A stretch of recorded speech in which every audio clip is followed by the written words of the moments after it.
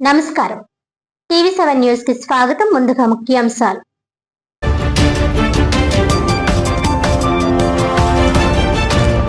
వర్షాకాలం దృష్ట్యా ప్రజలు ఆరోగ్య విషయంలో అప్రమత్తంగా ఉండాలి.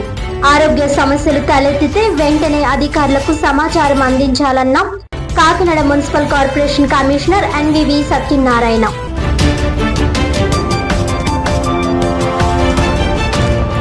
కేంద్ర కార్మిక సంఘాల ఆధ్వర్యంలో విశాఖ ఉక్కు ప్రమాద మృతుల కుటుంబాల కోసం కాకినాడ కలెక్టరేట్ వద్ద ధర్నా.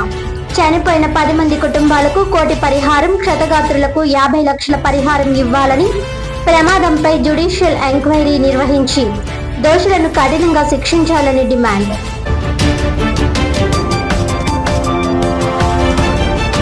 ఆంధ్ర కాపు సద్భావన సంఘం ఆధ్వర్యంలో విశ్వనట చక్రవర్తి ఎస్పీ రంగారావు 108వ జయంతి.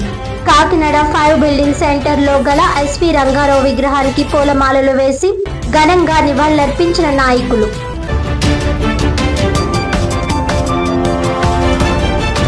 డీటెయిల్స్ చూస్తే, కేంద్ర కార్మిక సంఘాల ఆధ్వర్యంలో విశాఖ ఉక్కు ప్రమాదంలో చనిపోయిన 10 మంది కుటుంబాలకు 1 కోటి పరిహారం ఇవ్వాలని, క్షతగాత్రులకు 50 లక్షల పరిహారం అందించాలని, ప్రమాదంపై జ్యుడిషియల్ ఎంక్వైరీ నిర్వహించి దోషులను కఠినంగా శిక్షించాలని డిమాండ్ చేస్తూ మృతుల కుటుంబాలకు సంతాపం అనంతరం కాకినాడ కలెక్టరేట్ వద్ద ధర్నా నిర్వహించారు.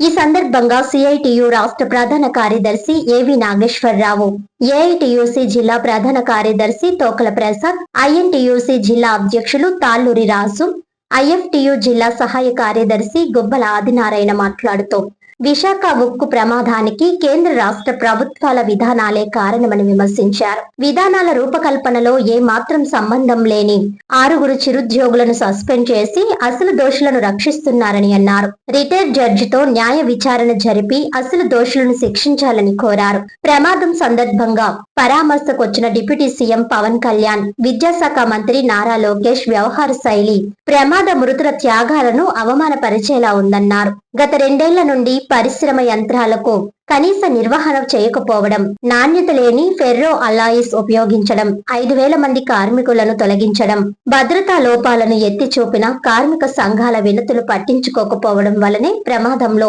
7 పర్మినెంట్ కార్మికులు, 3 కాంట్రాక్ట్ కార్మికులు ప్రాణాలను కోల్పోయారని ఆవేదన వ్యక్తం చేశారు. మృతులకు 2 లక్షల పరిహారం ప్రకటించి దేశ భక్తియుత కార్మికుల త్యాగాలను కేంద్రంలోని మోడీ ప్రభుత్వం అవహేళన చేసిందని, ఇచ్చిన 1100 కోట్ల ప్యాకేజీలో 1 రూపాయి కూడా పరిశ్రమ భద్రతకు ఉపయోగించకుండా అప్పుల పేరుతో తిరిగి తీసుకుందన్నారు. 4 లేబర్ కోడ్ల పేరుతో పరిశ్రమల్లో సేఫ్టీ అధికారుల తనిఖీలను ఆపేయడంతో రాష్ట్ర వ్యాప్తంగా ప్రమాదాలు నిత్యకృత్యంగా మారాయని అన్నారు. విశాఖ ఉక్కు పరిశ్రమ 1000 కోట్ల ఆస్తులను కాజేయాలనే ప్రైవేటీకరణ వ్యామోహంలో కార్మికుల ప్రాణాలతో చెలగాటం ఆడుతున్నారని, ఎట్టి పరిస్థితుల్లో పోరాడి త్యాగాలతో సాధించుకున్నాం విశాఖ ఉక్కు పరిశ్రమను కాపాడుకుంటామని ప్రతిజ్ఞ చేశారు. వర్షంలో కూడా పిలుపును అందుకొని ధర్నా జయప్రదం చేసిన కార్మిక వర్గానికి ధన్యవాదాలు తెలుపుతూ ఐఎఫ్టియు నాయకులు తాళ్ళూరి రాజు వందన సమర్పణ చేశారు. ఈ కార్యక్రమంలో సిఐటియు జిల్లా అధ్యక్ష కార్యదర్శులు దువ్వా శేషబాబ్జీ, చెక్కల రాజ్ కుమార్, కోశాధికారి మలకా వెంకటరమణ,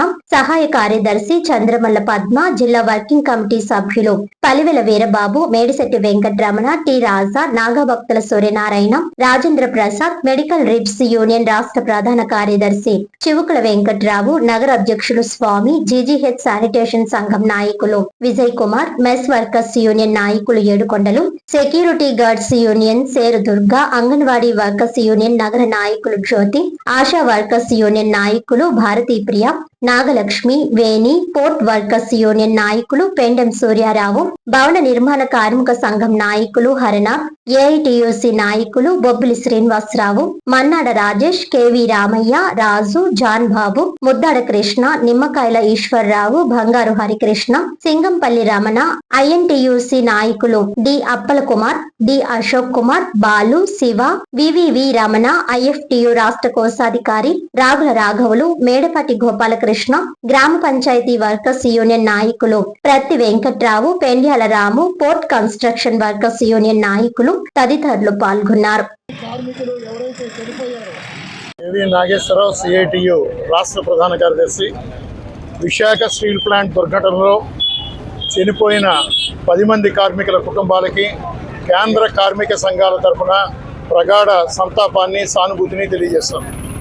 ఈ దుర్ఘటన కారణం అక్కడ స్టాండర్డ్ ఆపరేటింగ్ ప్రొసీజర్స్ ఫాలో కాకపోవడం, భద్రతా ప్రమాణాలు పాటించకపోవడం వల్లే ఈ ప్రమాదం జరిగింది.